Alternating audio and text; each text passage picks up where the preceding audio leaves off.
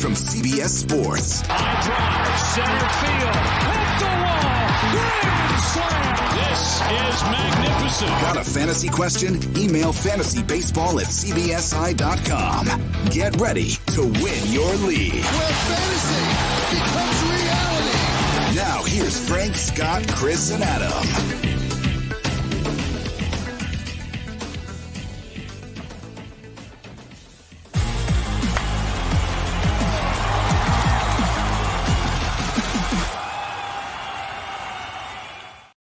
The 2021 season is officially in the books. So how'd we do? Let's find out. Welcome in to our first off-season fantasy baseball today on Tuesday, October 5th. Frank Stampfl joined by Scott White.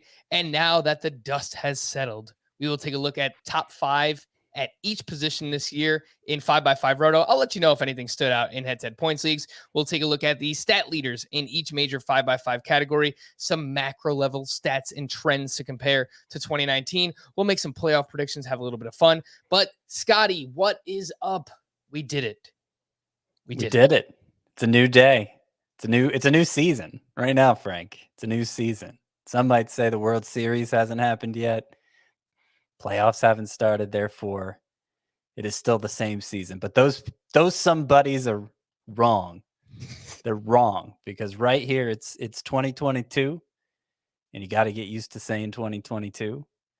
And at some point you might accidentally say 2023 because your mind's leaping ahead from the year it's already leaped ahead from. But you gotta watch out for that. 2022, baby. You know what, Scott?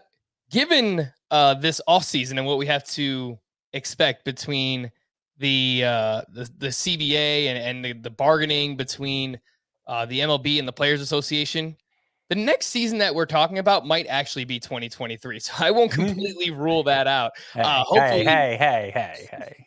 Come on, Mr. Pessimist. Come on. There hasn't been a work stoppage in your life. Has there? Were you live in 1994? Yes, I was. Come on, Scott. Was I alive in 1994? I don't know. Around in my underwears as a toddler. Come on, What man. year were you born in? 91. Okay. Yeah. All So right. you know, So you don't recall 1994. I do not. No. But let's hope that none of that actually happens here. How did 2021 actually turn out for you, Scott? What was the win total at? What did we get up to? So I won 2 leagues. I won 2 leagues. Which all things considered isn't too bad. I think I said 11 fantasy leagues last time. One of them is the Scott White Dynasty League, which is 24 teams, and like most of your roster turns over from one year to the next. So it's not like I applied my 2021 strategy to that league. So leaving it off the table, focusing really just on redraft leagues. I was in 10, and I won 2. It was 20%. I mean, it could be better, but could definitely be worse. I mean, that's not a bad percentage of leagues won. One of them is the Podcast for the People League, which longtime listeners will know has been a thorn in my side since Heath Cummings first designed it. I think he set up the rules just to troll me. There are a lot of annoying qualities in that league, but I won. I won by the narrowest possible margin over the 2-week championship, 5-4-1. But I'm a champ now in that league that has always been a thorn in my side. So that's good. I won the NL only Roto League. That was the other one I won. So that's good too. 2 wins. The problem, Frank, is that it's pretty rare that I finish in the bottom half of a league. I finished in the bottom half, I believe, of 6 of those 10 leagues. So, 2 wins isn't bad. Bottom half of the league in 6 of 10 when you're not used to finishing in the bottom half. That's bad. So I would say my 2021 season is a mixed bag. Was a mixed bag. It's 2022 now, right? And I'll try to do better because I'm not happy about it. Not happy about it, Frank. But I'm glad I got 2 champions. Like if I won no championships, like I would be just totally depressed. But yeah, I think mixed bag is a good way to put it. And I've seen a lot of mixed results on Twitter in general and on fantasy baseball Twitter, right? Where there's a lot of great players out there. And obviously, people are talking about the leagues that they won. And there was a few people that were like, this was just an awful season for me. And I'm not here to make excuses for anybody, but look, we're coming off a 60-game season last year. We knew that it was going to be a weird year this year because we didn't really know how to project specifically pitchers coming off the shortened season, but we didn't really know how much stock to put into stats and stuff from last season. So as a result, I would say there was a new ball, and then there was a rule change. Sticky about substances. how It was crazy. It was absolutely a crazy 2021. So look, if you had a rough year, just know that you're not alone. Because look, as we're talking about here, and as I will point out, it was specifically a mixed bag. If you won, however, you should give yourself a pat on the back because for all the reasons I just mentioned, it was a crazy year. So I was in 9 draft and hold leagues. That includes 7 NFBC draft champions, 1 standard best ball league, and then the Rad Slam, which is also a best ball league.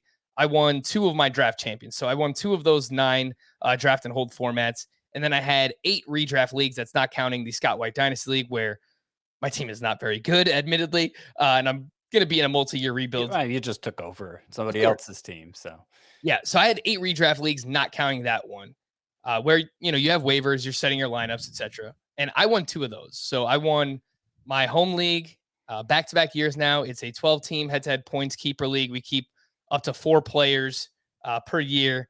And burying the lead here, I won Tout Wars. Tout Wars head-to-head points.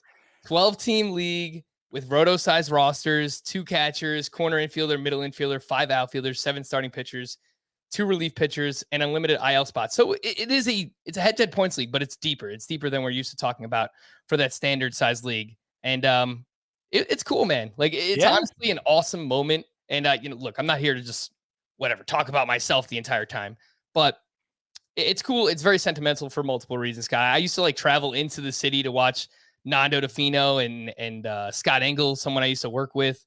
They would be bidding on players in the tout mixed draft that they used to do. And it's just awesome because it was that was my first exposure to the industry, just going there and watching, honestly, a bunch of middle-aged dudes just throw numbers around and stuff. Like Al Melchior used to be there, and it was an awesome experience. And I used to be like, oh man, I wish one day I could be in a league like this with industry experts and stuff around the league, around the world, really. And now I am, and now I won it. So it honestly is a really cool moment. Yeah. It's I feel you. When I won last year, it honestly felt better than I expected it to feel, because a lot of the people you're playing against are people you're used to playing against anyway, because they're just kind of, there's a lot of expert leagues out there. But for some reason, Tout Wars, with all the pageantry surrounding it, if you could call it that, middle-aged guys throwing numbers around, right? But it's obviously one of the long-standing and most well-known industry leagues, and there's a lot of bookkeeping done for it. It's one that people, as a general rule, people don't pay attention to leagues they're not in, but Tout Wars is one of the few that they do. So congratulations, Frank. I'm proud of you. We got 2 Tout Wars champs on this podcast now. However, my Tout Wars league, that was one of the leagues I finished in the bottom half in this year. So I did not come close to repeating in mine. All right, so look, we're gonna bounce back, Scotty. We're gonna get you back on track. I'm gonna have a crown here, I guess, to defend in the Tout Wars head-to-head points league, and then Chris, we'll get Chris back on track. And look, if we could go 3 years in a row, you win 1, I win 1, Chris wins 1, I will gladly take that. So next year, hopefully, the year of Chris Towers in his Tout Wars league. And of course, when I say older dudes just throwing numbers around, I mean that in the utmost respectful way, because honestly, these are pioneers in the industry and stuff, and just people that I really do respect. And I do want to give a shout out to Ariel Cohen, who was the defending champion, and I was going up against him in the finals, and he was gracious in defeat and texting me all throughout the week, and he wants to take me out to lunch, and just a great dude. So shout out to Ariel Cohen. Ian Kahn called me, and we talked about how he had an awesome season as well. He congratulated me, so it was just a really cool moment to hear from those 2 great players, Ian Kahn and Ariel Cohen as well. I do want to give a shout out to one more, Sean Millerick, who won our head-to-head points podcast league. 12-team league. It's obviously been around for much longer than I've been around. So your name will be etched in stone with all the other winners of that league in the past. I do have one news item that I'm going to get to, but I also saw a bunch of people dropped a 5-star rating and review on Apple Podcast, basically thanking us for helping them win their championships. We love you guys. That is awesome. We do appreciate everyone who stuck around throughout the course of the season and who did leave us one of those 5-star reviews. If you haven't yet, you want to throw one in there, tell us how we helped you win your championship, or if you just enjoy the podcast in general, Fantasy Baseball Today or Fantasy Baseball Today in 5, feel free to leave a 5-star rating and review. We do appreciate it. One news item that I wanted to mention, Scott, the Mets, they are already making moves, not wasting any time. They are not picking up the 2022 option for manager Luis Rojas, an expected move after collapsing in the second half. They finished the season 77-85, and they have decisions to make. Javier Baez, Michael Conforto, Marcus Stroman, Noah Syndergaard, all free agents, and obviously the best pitcher on the planet on a per inning basis has massive injury questions heading into the off season. So it's pretty big shoes to fill, obviously, for whatever manager has to come to the Big Apple here, because obviously there's expectations, there's an owner that wants to win, there's media. So I don't know who it's going to be, but it will not be Luis Rojas. Nope. And it sounds like Jace Tingler's gone from San Diego, right? I don't think that's official yet. I haven't heard anything about Charlie Montoyo, the Blue Jays manager, but have you seen anything with him? It wouldn't surprise me if he was gone. I have not seen anything with Charlie Montoyo, no. None of them are big name managers, obviously, and all of them were managing teams that underachieved. I think the Padres and the Mets, most people expected them to be in the playoffs at the start of the year, especially the Padres. And the Blue Jays, they were definitely considered a contender coming in, but they were by far the team with the best run differential to miss the playoffs. They had a better run differential than both the Red Sox and Yankees, who will be playing in the wild card game today, right? Tuesday. And better run differential than the White Sox, better run differential than the Brewers and the Braves and the Cardinals. Like, better than most of the playoff teams, basically. And the Blue Jays did not make it. So that was disappointing to see. And might mean Charlie Montoyo isn't back. But that's not my decision to make. So we'll see. We shall see indeed. I would like to figure out just how much of that run differential came against the Baltimore Orioles this year, because they had a few massive blowouts. Obviously, run differential is not an all-encompassing stat, but it usually is pretty reflective of the best teams in baseball. So yeah, the Blue Jays, it was unfortunate, but I think that they obviously are in a very good place. They need to add a few more pitchers, I think, but if Robbie Ray can pick up where he left off this year, obviously that offense is amazing. Look, we're going to go through top 5 at each position.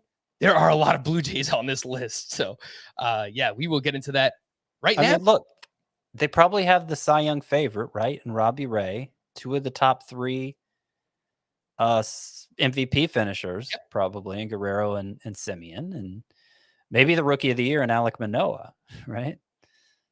Yeah. No, I mean, again, like, they're in a good spot. A lot of those names that you just mentioned, Scott, are pretty young. Obviously, Vlad and Manoah. We'll see what happens with Semien. He's a free agent. Robbie Ray, this is the best we've ever seen from him, but he's technically, I don't think he's old. He's kind of like in the prime of his career. It's just a matter of whether or not he can keep this up for another season. And he is 30 years old. Yeah. So, I mean, he's right there. I mean, that's not an issue. I mean, he could still pitch well. So, let's do it. Let's look at the top 5 at each position. I'm using 5x5 roto finish, but I will point out if there's any big differences in points leagues. And we will start at catcher, where the top 5 was Salvador Perez, Will Smith, JT Realmuto, Buster Posey, and Mike Zunino. If you change this over to a points league, Yasmani Grandal was 5th in points over Mike Zunino, despite playing 16 less games. So that just gives you an idea of Grandal's plate discipline. And I know early in the season, he was walking so much, just like a ridiculous amount. And then he got hot in the second half, hitting for some power. Well, he was ridiculous after coming back from that surgery he had, that knee surgery. Yep. He was the best we've ever seen Yasmani Grandal after that procedure. And Very interesting player for next year, but technically wasn't top 5 in Roto, as you point out. And speaking of catchers, you could actually find Scott's top 20 ranked catchers for the 2022 season very early on. Obviously, things could change in the offseason, but you can find those live on the site right now. Salvador Perez is obviously the one I want to highlight here. 273 batting average, 48 home runs, 121 RBI, which actually led all of baseball from a catcher. He finishes the 9th overall player in Roto. And to put that in perspective, Will Smith, who was the 2nd ranked catcher in Roto, was 102nd. 9th? 102nd. I mean, that type of disparity is just absolutely insane. The last time a catcher finished top 15 overall was Buster Posey back in 2012. He was the 14th overall player that season. Obviously, playing time was a huge factor for Salvador Perez. He had 665 plate appearances. JT Realmuto was 2nd at the position with 537. And I wouldn't be surprised, Scott, if for the next couple of years, we still see that plate appearance total remain high for Salvador Perez, because they have they have another catcher coming in MJ Melendez. I don't know how early we'll see him next year, but I think as long as Salvador Perez is on the Royals, he will get at bats at DH. Yeah, he started 40 games at DH this past year, and typically he hadn't done that. In 2018, he also started 30 games at DH, but for most of his career, almost exclusively catcher. So, and obviously the way he hit justified him taking up all those at-bats at DH. So he's old for a catcher. He has a lot of mileage on him, obviously. But, I mean, it wasn't just this season that was historic. In 2020, short as it was, he was by far the most productive catcher as well. It's just we kind of wrote it off or downplayed it because of all that the 2020 season was or wasn't. And he ended up being a nice mid-round value in obviously, I mean, historic season for a catcher, set the record for home runs in a season by a player who primarily played catcher. And I believe the only other catcher ever to lead baseball in home runs was Johnny Bench twice. And Salvador Perez wasn't alone with 48. Right, he tied with Guerrero, I believe. Yep, that is correct. But still, I mean, historic season, obviously. And you mentioned he led all hitters in RBI, like outright. I'll pull it up again because I was so taken aback when I saw it. I was like, this can't be real. Yeah, he did. Yeah, Salvador Perez 121, Jose Abreu 117, Teoscar Hernandez 116. That's your top. There's no disputing who will be the first catcher drafted next year. Just give me a quick yay or nay here, Scotty. Let's say the ADP settles in round 3. Would you pull the trigger there? Well, no, I wouldn't. I wouldn't. I've kind of lined up the first 4 rounds for a Roto draft already. Not totally locked it in, but personally, I wasn't really thinking about Salvador Perez yet, even through 4 rounds, which maybe some other people will, and that just means I'll be a little low on him and won't get him. But I think round 5 is where I'm thinking, and that's usually about the point where we see the first catcher go. I understand not all of them are coming off the historic season that Perez just had, but it's still a difficult position to. You don't see elite production from it that often, which is why it has the reputation it does in fantasy.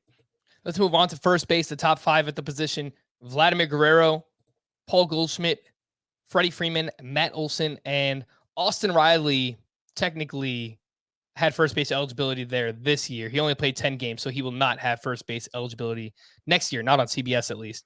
So if you want to exclude Austin Riley, then Jose Abreu would be the 5th first baseman. Vlad Jr. finishes as the first. Number 1, numero uno in Roto, the first overall player this season. 311 batting average, 48 homers, 123 runs scored, 111 RBI, even chipped in 4 steals. He had a 941 OPS or better in every month except August, when he had a 51% ground ball rate And as long as he keeps that launch angle up, which is what we said in the offseason last year, where if he can just hit more line drives and fly balls, then we might actually look, no one expected this, but we might see that breakout season coming for him.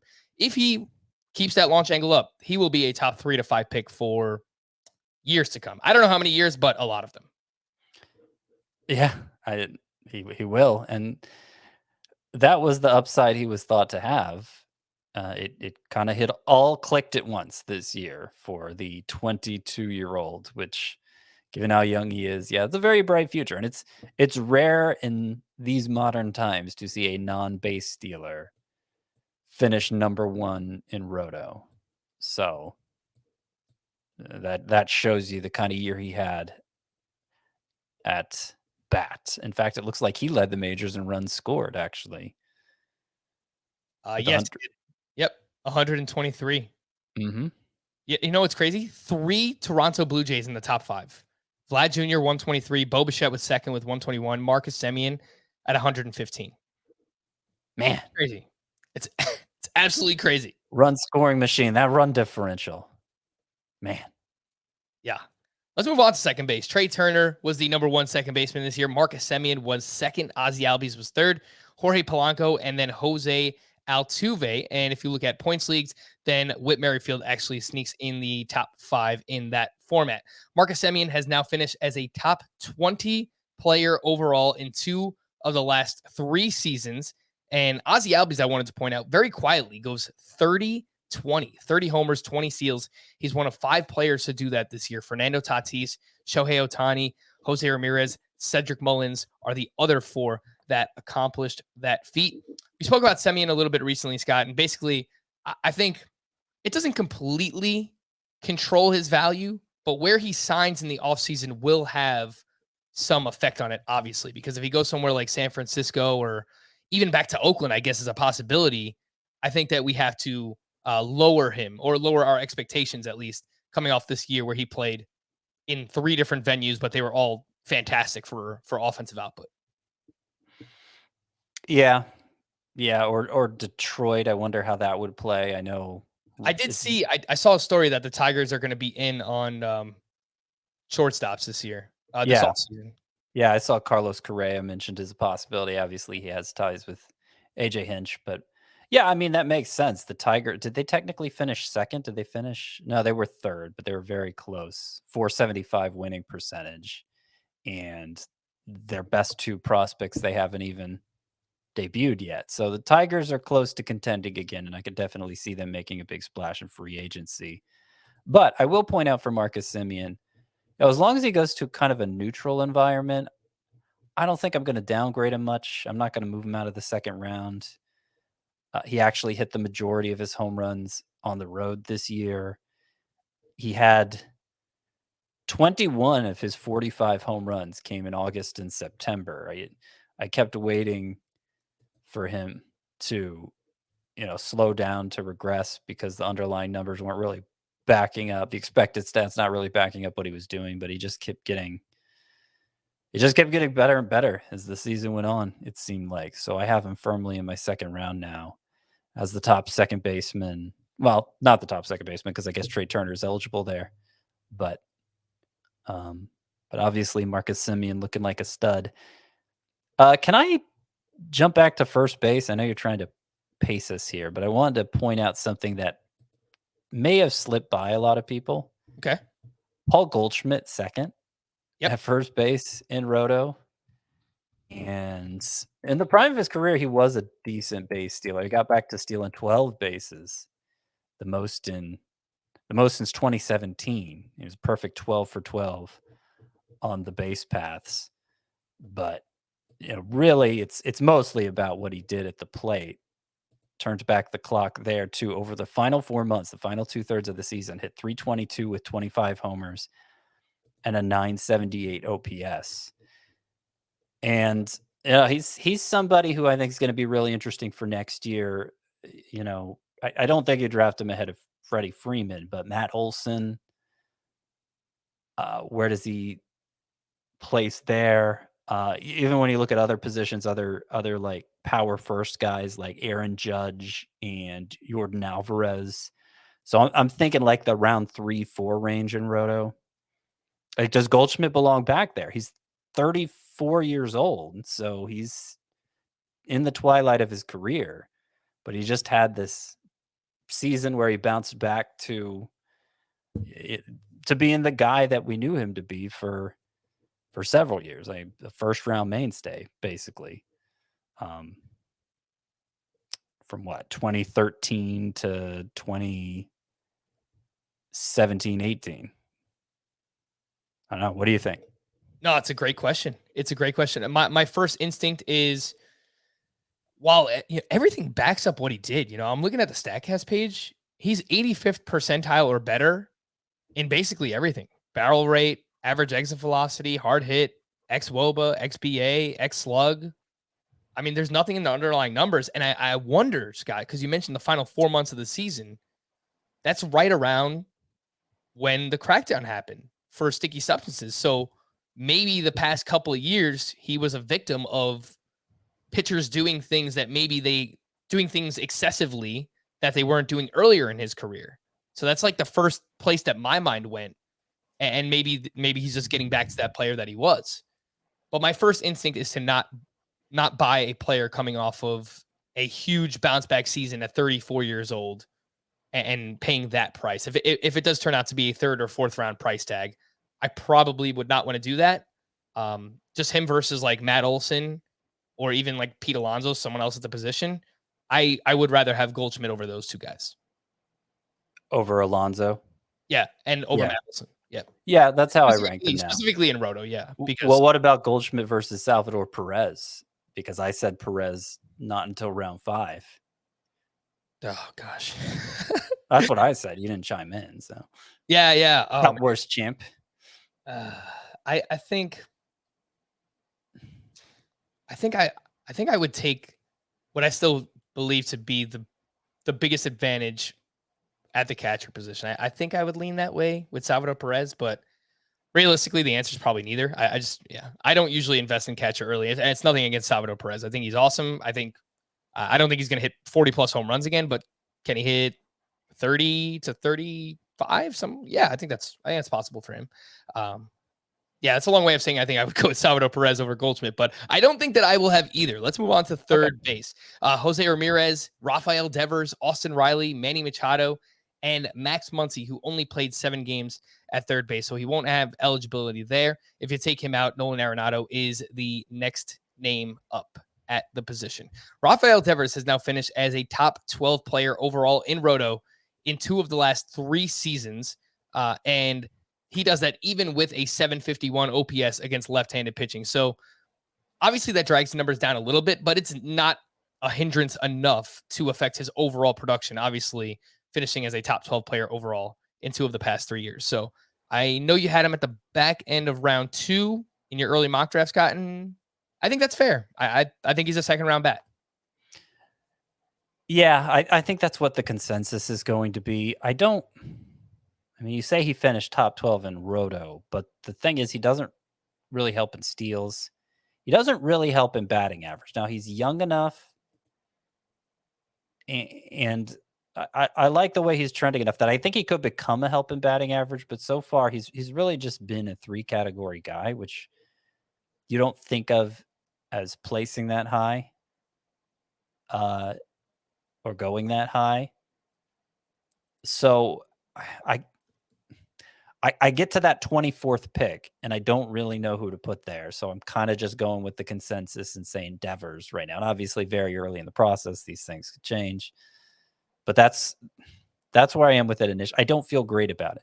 I don't feel great about it because I think Manny Machado is just as good with the bat. I understand he finished 10 home runs behind Devers this year, but we've seen him, be a mid-30s home run guy before. I think he's still perfectly capable of that. And he's a little bit more of a base stealer than Devers. So why wouldn't I prefer Machado to Devers? I feel like that's people putting on some projection on Devers because of how young he is and how accomplished he is already at such a young age. There is a position scarcity element here, I think, too, because third base is It gets pretty ugly. It gets pretty ugly. Though I don't know. It kind of feels like every infield position is like that. Like there's not really 12 to go around, at least in a standard 12-team league context. There's not 12 that you're going to feel great about at any of the infield positions. But I haven't reviewed them all yet, so I may be wrong about that. I will point out with Devers, he finishes with a 279 batting average. 2 years ago, back in 2019, he was up at 311. His XBA this year was 286. So I think there's a little wiggle room there, Scott, for him to get up over 280, maybe even approach 290, especially given how hard that he hits the ball. So I think that's like a fair median projection expectation for Rafael Devers. So, and even with that, like the league average batting average this year was like 244. So yeah, I mean, it's not fair to say he's not a help in batting average. I just mean he's just not elite in that. He's not like a 300 hitter. I know he was in 2019, but nobody was really buying in 2019. And I think, 280 range is more what you can expect from him. And for a non-base stealer to go that early with a 280 batting average, it just seems a little off to me. But, one thing I noticed is, and I could have pointed out when you were talking about Ozzy Albies, he had 100 runs, over 100 runs, over 100 RBI. Same is true for Devers. And I was noticing how big a deal that was, how big of a difference that made for hitters in the Roto final tally. Just that combination of 100 and 100 or close to it, which makes sense. It's not; those aren't stats that we talk very much about directly because obviously they're dependent on factors beyond a player's control. But there is value to being in a good lineup. And I would expect the Red Sox to have a good lineup again next year. I don't think it's as good as some, but it should be good enough that's an advantage to Devers as opposed to his detriment.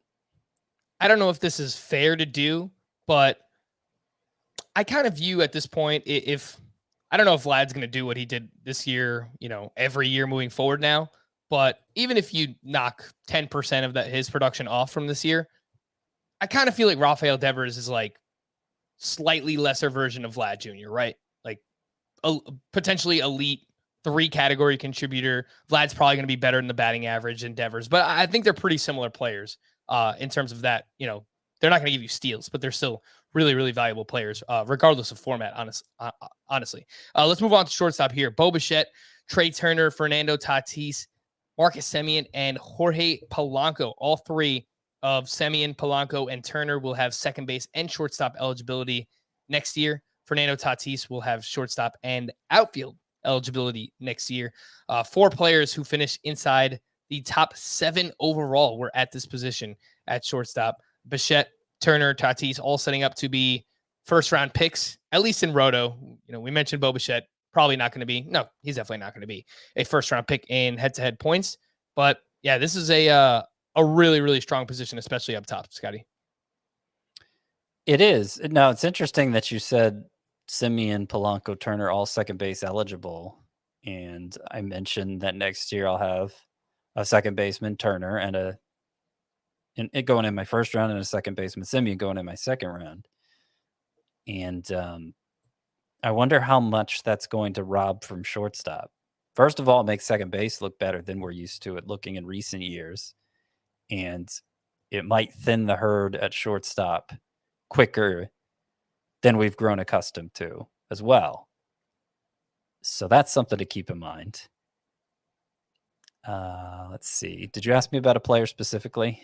No, just that. Nope. I mean, there are some elite names here up at the top. Yeah. Even more so than other positions that we mentioned. Well, and we're not used to thinking of Jorge Polanco being an elite company, but there he is. Yep.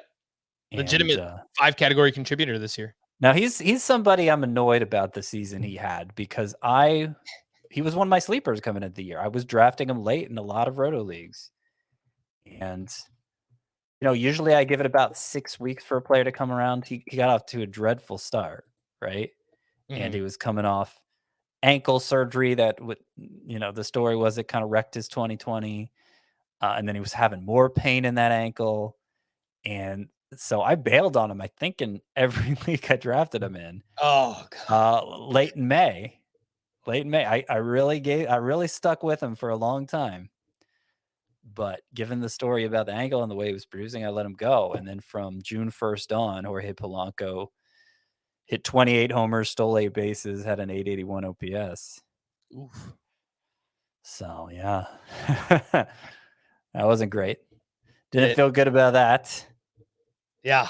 No, that's a rough go. I can understand why. I mean, you laid it out perfectly why you might have bailed, but yeah. Mhm. I mean, maybe a player that has had, look, he never had a season like this, but he's obviously had a really good season back in 2019, I believe it was. So maybe we give players that we've seen do it before a little bit more of a leash moving forward. Maybe that's the lesson to be learned here, but I don't know. I don't know that there's a lesson to be learned there. I may have dropped him in leagues so deep that it didn't make sense to drop him.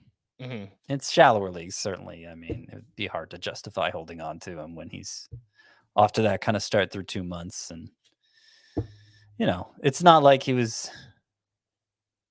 wasn't that high into 2019. He was certainly a starter, somebody you'd start in every league, but he wasn't like a stud. So I don't know. Anyway, he's going to be a difficult guy to rank next year too. Yeah. I'm interested to see what the Minnesota Twins do this offseason too, because they're kind of in this weird spot. They sold off Jose Barrios, and obviously Joe Ryan comes in and he looked good for the most part. But I don't know. I don't know what to make of the Minnesota Twins. They're an interesting team. Let's hit a quick break. When we return, we will talk about the outfield, starting pitcher, and relief pitcher next on Fantasy Baseball Today. All right, so the top 5 at the outfield position includes Shohei Ohtani, Fernando Tatis, Teoscar Hernandez, Bryce Harper, and Juan Soto. Soto actually finished as the first overall outfielder in head-to-head points. Shohei Ohtani will not have outfield eligibility next year, so if I take him off this list, Nick Castellanos would be the next man up there. Teoscar Hernandez, this guy is legit, and I, on behalf of all of us here, would like to apologize specifically to you for ever doubting the talent, because what a season this guy had. 296 batting average, 32 homers, 92 runs, 116 RBI, 12 steals, 5 category contributor, the strikeout rate down to a career best 24.9%, the line drive rate upward of 25% each of the past 2 years. That will fuel a high BABIP, fuel a high batting average as well. He was 88th percentile or better in average exit velocity, hard hit, XBA. I think he's legit, Scott. I think Teoscar Hernandez is there. Yeah. Yeah, it's fair to say at this point. And look, I was down on him coming into the year too. Every chance I had to talk about him, I said Teoscar Hernandez was my most obvious bust candidate for this year, the one I was most confident in. Now he did change up the skill set on us, which is unfair to do that, Teoscar, getting that strikeout rate down by as much as he did. But now that it is down, it's definitely easier to see his strengths. And somebody who's going to be worth considering in that 4th, 5th round range next year as well, I believe. By the way, you mentioned Juan Soto goes from being first in Rota to first in points. He had 145 walks this year compared to 93 strikeouts, a difference of 52. Wow. I mean, when you have 52 more strikeouts than walks, that's pretty good, right? To have 52 more walks than strikeouts. I mean, this is the best on base guy we've seen. I know Joey Votto's had some great on base years too, but this Juan Soto might be the best we've seen since like Barry Bonds, Is one 22% walk rate he finishes with on the year. The next qualified batter was Joey Gallo at 18%. Juan Soto, 313 batting average, 465 OBP, which you're right. I mean, it's just massive. And the Nationals are another team too, where I don't really know where they're going to go from here. They do have some young, interesting players in their farm system too. So I don't think they're going to be bad for a long time per se, but look, if they don't improve the lineup, maybe that walk rate remains high because teams just kind of pitch around Juan Soto. Well, it's got to remain high. Yeah. That's for sure. Like, could he? But I believe Could he have a true Bonds year where he walks like 200 times? I believe that it was this high because the lineup after they traded Trey Turner, I mean, it was just so bad. So like, oh, not really. It wasn't awful, but the teams didn't really have to worry about. They could pitch around Juan Soto a little bit more, you know. Well, I mean, it made him better if that's the case, because his second half on base percentage was .525. He was on base more than half the time in the second half. Oh my! Wow, that is that's insane. That is. No, that's he only hit 29 home runs. He only stole 9 bases. But he also he had that injury earlier in the year. I believe it was, what was it, a shoulder? He had an IL stint, and when he came back, he was like, it took him a while to get back on track. I remember people were emailing us in like, "What's wrong with Juan Soto? You keep saying he's going to bounce back," and then lo and behold, the second half was a massive second half for him. But I mean, he did this even with, you know, being banged up for the first month at least. Strained shoulder in April. Yeah. Missed about 2 weeks. Yeah. Yeah, no, I remember that too. And obviously, I don't think any of us were ever really worried about Juan Soto. But other than that shortened 2011 season, he hasn't put up a first-round caliber home run total yet. His career high is 34 home runs. And, you know, all I'm trying to say is I don't think there's much of a justification to take him first overall in Roto leagues next year. I don't really see the justification to take him ahead of Guerrero or Tatis. Acuna, if he's looking healthy, still remains to be seen, but obviously you want those steals. So top 5, yes, for Soto and Roto next year. But I don't really. If people try to make the first overall case for him in Roto, I'm not going to be with them. I can understand it more for points leagues. I think he's going to fall further back in the first round in Roto, Scott. I've seen some people saying first overall for him. So, oh well, no, I mean, I think you can make the argument in a points league. I mean, you probably still want to be pretty aggressive with pitching there, but in Roto, I'm going to want Trey Turner ahead of him. Even without the batting average, I want the power and speed of Jose Ramirez. Really? Yeah. No, I think Bo Bichette versus Juan Soto is like a real conversation in Roto. So I'm going, assuming Acuna is healthy, I'm going Soto 4, Ohtani 5, Trey Turner 6, Jose Ramirez 7. Yeah, I don't know what's going to happen with Acuna, but I think Trey Turner is probably going to be like, if I don't have Acuna up there, then he's probably going to be the third player off the board for me in Roto. This is an interesting stat I saw for Trey Turner today. Every single month he hit at least 300. That's awesome. I mean, you love that consistency. It's great. And I mean, he's become not a power hitter, but certainly enough power to sustain being a top 5 overall player in this format. So it's good. It's a good conversation. So you're making the case even harder that Juan Soto shouldn't go first overall because you don't even have him in the first half of the first round. Yeah. Okay. Yep, that's where I'm at. Starting pitcher, top 5: Max Scherzer, Walker Buehler, Zach Wheeler, Julio Urias, and Corbin Burns. If you look at head-to-head points, Robbie Ray sneaks into the top 5. And you brought up Teoscar Hernandez, how he was your biggest bust that you were talking about this year. And Max Scherzer, I was pretty worried about him myself. So, I mean, you take an L, I'll take an L. We all take an L, except for the only league where I got Max Scherzer was Tout Wars. So it's kind of funny and ironic how that works out. No, that's a good lesson because the Bueller's here too. Yeah. And Buehler was Teoscar Hernandez, if that was the bust I was loudest about, the bust call, then Buehler was the one I was second loudest about. But I drafted him in the podcast for the People League with my second pick, 16-team league, but still my second round pick I spent on Walker Buehler, who I'd been calling this bust all along. And I don't win that league without Walker Buehler. In fact, I think he won the league for me on the last day of the season with his 11 strikeout performance. So it's important to remember that it's important to not be so high on your own opinions that you overlook reason, you know? It made sense in the context to take this guy who I wasn't particularly high on because it seemed like nobody else was high on him either, at least not as high as they should have been. Or he met a specific need. And like, you know, bus picks aren't made with more than like 60% confidence, right? They just got to remember that in the heat of a draft. Yeah.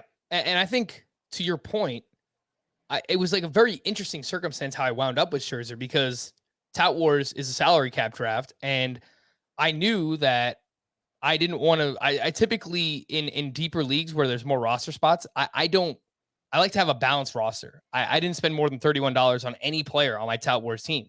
And I wanted an ace, but all of them went for so much money. And then it just turns out Max Scherzer is kind of slowing down in like the high 20s. We get to 30. I start bidding. I bid 31. I didn't really want him, but I got him for less than every other ace in that tier. I got him for less than Buehler, for less than Aaron Nola, for less than Luis Castillo. And I didn't want him, but it just kind of worked out. He was the best value in that tier. And so I was like, all right, I'll take him. He was the cheapest one, and he turned out to be the best. And I remember you live tweeting it, and you seemed really disappointed that you got Scherzer. Yeah. And I remember being really upset with myself for drafting Buehler there. The lesson learned that I wanted to bring up about the Dodgers, particularly two of them in the top 5, which I mentioned, Walker Buehler and Julio Urias.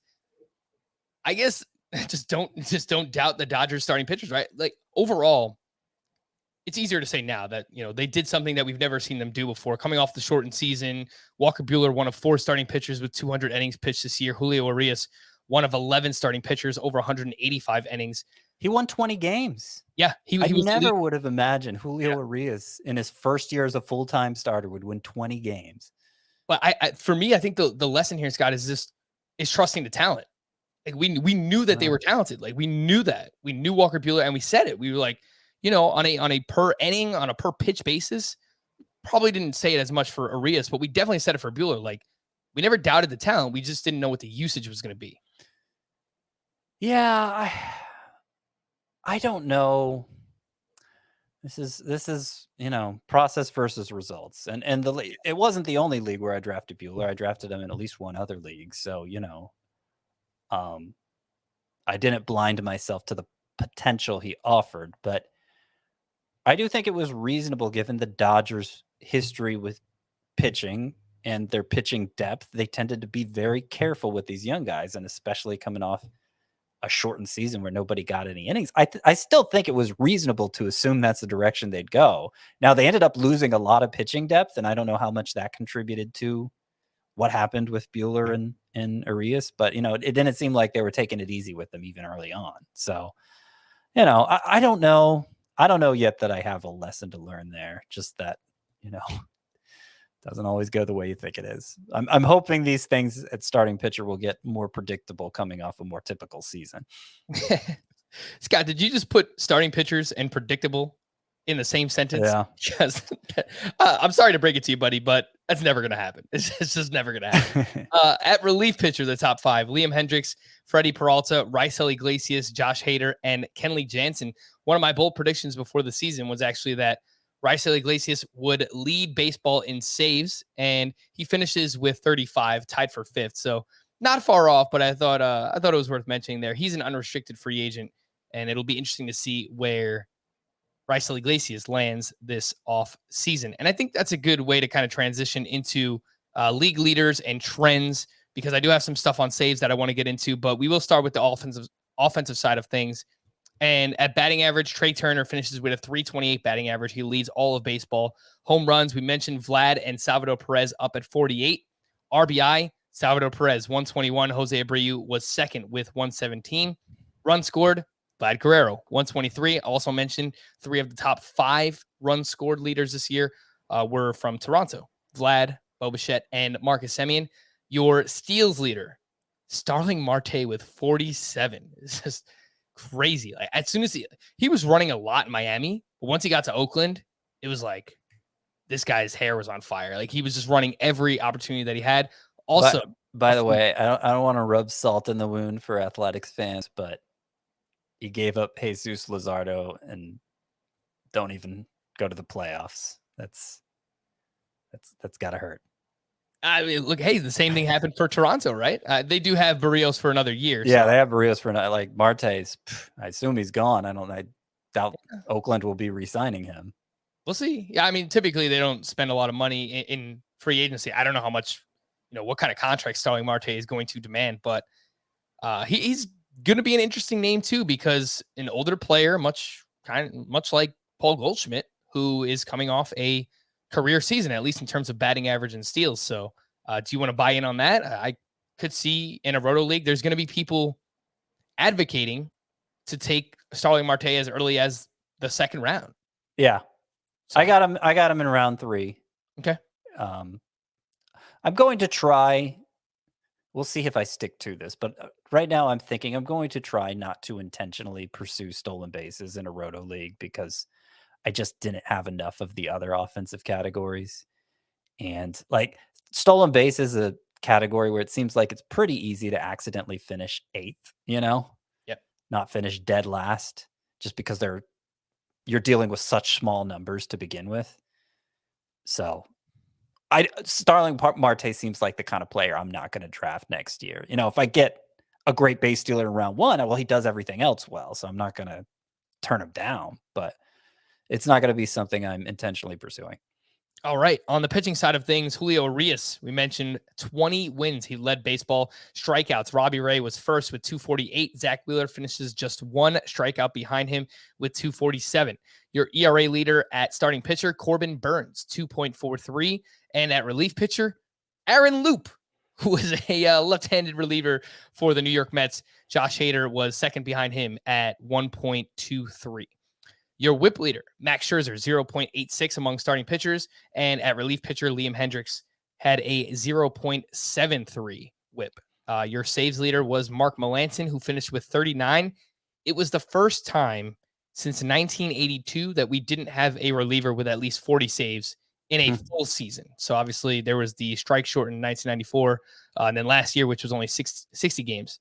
But this is the first time that hasn't happened since 1982, which I thought was kind of interesting. Neither of our lifetimes.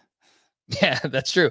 Let's take a look at some macro level trends, 2021 versus 2019, which was the last full season that we had. And specifically looking at saves, we had 1,191 saves this year. There were 11 less back in 2019. And if you're looking specifically just at 30 plus pitchers with 30 plus saves, this year we had 9. Back in 2019, we had 11. So that's interesting. Overall, we had more saves this year, just in baseball. But back in 2019, we had more relievers with 30 plus saves. So that tells me there was probably a few more teams going with a committee approach or just riding the hot hand or just didn't have enough good pitchers to piece it together. The Reds, the Royals, they all kind of come to mind where we were chasing those teams all year and they were pretty frustrating. But what do you think? Yeah. Like overall, there was 39 pitchers with double-digit saves this year, 37 back in 2019. So I think that kind of feeds into the same point that there was just like more of that like cluster in the mid, maybe like 10 to 20 saves this year than we're used to seeing. Yeah, definitely. I'm trying to count up real quickly how many even had 30 or more. And This year, yeah, it was 9. Oh, right. You already said that. Yeah. No, I mean, it does seem to be the way things are trending. I noticed it more this year than ever before because, last year, as short as the season, well, there were a lot of changes at closer last year, even in just 2 months' time. But it's typical for there to be a lot of shuffling early in the season, especially because, pitchers fall out of favor who were in favor the previous year just because that role is so volatile. But usually when teams find a guy that they trust, they tend to stick with him. And it just took so many teams so long to do that, and several never really did it. So, I wonder about guys like Giovanni Gallegos, who appeared to secure the closer role late for the Cardinals. Dylan Floro, he's still under contract for the I think he finished with 15 saves. He got a ton in September, but he's less than a strikeout per inning and kind of Brandon Kinsler like, and we saw what happened to Kinsler this year with the Phillies. A guy like I'm forgetting his name, but the Rangers got Joe Barlow. Yeah. Now, and Scott Barlow seemed like he secured the role late for the Royals, but I could see maybe the Royals bringing somebody else in. I don't really see the Rangers bringing somebody else in. So how firm is their grip on the role heading into next year? I don't know, but that's something I'm going to have to think a lot about because, I've never been somebody who intentionally pays for saves. And I still don't think I will be because it's not like saves was a category in all but maybe one roto league where it's like, oh man, I wish I had more saves. Like there's a lot of shuffling guys in and out of the lineup all year, but it's pretty easy to be competitive in that category, even if you don't make a big investment. But I'm sure it feels great to just have Josh Hader plugged in all year, Yeah. and not have to pursue it. So it's something I'll look at again next year. But I think I'm once again going to go the bargain route for that category. Yeah, I don't know that I'm ever going to be someone who uses a top 4 or 5 round pick on that elite closer. I understand why people do it. I mean, to get saves and awesome ratios and strikeouts from someone like Liam Hendricks or Josh Hader, it's great. Like you said, just pencil it in and you know what you're going to get. But I do think the deeper to the league, the deeper the category league, the more likely I am to spend, let's say, a top 100 pick or a top 120 pick on just someone who is just solidly in that role, whether it's a Raisel Iglesias, wherever he goes, a Ryan Presley, even Kenley Jansen, who just continues to get it done. I mean, I have all off season to look into his peripherals and everything else that he did, but I do think the deeper the league, the more likely I will have to have at least one of those. Well, that makes sense. I mean, there are a finite number of projected save sources going into the season, so the more that has to be spread among the fantasy teams, and the higher the premium for anybody who's projected for saves. Like the NL only league, Yeah. I won. I mean, no closer goes for less than $12. No projected closer in that league, in that type of format. So, yeah, that makes sense. All right. Workload concerns for starting pitchers. We had them coming into the year, and they were real. There was only 4 pitchers with 200+ innings pitched. There were 15 of those back in 2019, 11 more just 2 years ago. And even that was already trending down for basically the past decade. So obviously coming off the 60-game season, it was probably even worse than expected. And then we had 20 starting pitchers with 180+ innings this season. That was 33 back in 2019. If we look at league hitting stats, there was a 244 overall league batting average in baseball, 728 OPS, 23% strikeout rate, a 13.6% home run to fly ball ratio. And this is something we spent a lot of attention on early in the season, Scott, because the dead and ball offense was way, way, way down in April. Did bounce back a little bit. I'm sure if I break it down by month, like second half of the season on, I'm sure offense probably looks much closer to 2019. But speaking of 2019, it was a 252 batting average, 758 OPS, and home run to fly ball rate was almost 2% higher, which doesn't sound like a lot, but it actually is. So the dead and ball, I think overall did affect offense quite a bit this season.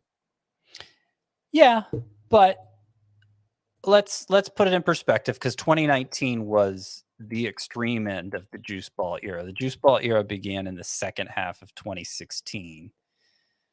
And so there were 59 home runs hit. 5,900 home runs hit approximately this year. It was 5,500 in 2018. So still during that juice ball era, there were fewer home runs hit in 2018 than there were this year.